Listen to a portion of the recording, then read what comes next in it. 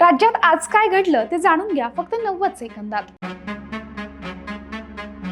पुणे जमीन घोटाळा प्रकरणी पार्थ पवारांवर गुन्हा दाखल का नाही, गृहमंत्र्यांना विचारा, असं म्हणत शरद पवारांनी एका वाक्यात विषय संपवला।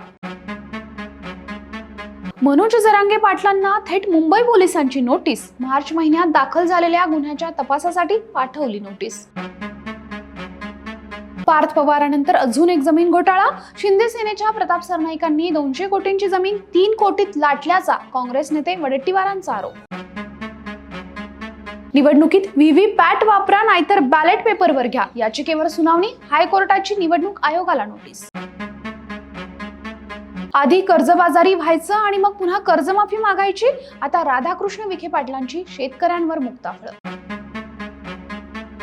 अजित पवारांच्या मुलाला सोडलं तर कुणाला काहीच फुकट नकोय, शेतकरी हातपाय हलवतात म्हणून तू जेवतोय, उद्धव ठाकरेंचा सडकून प्रहार। रुपाली चाकणकरांवर टीका केल्यानं पक्षाकडून रुपाली ठोंबरे पाटलांना नोटीस, म्हणाल्या मी कायदेशीर खुलासा करेल। व्यवहार झालाच नाही तर रद्द करण्याची वेळ का आली, अजितदादांची वक्तव्य, joke of the day, Ambadas दानवेंचा हल्लाबोल।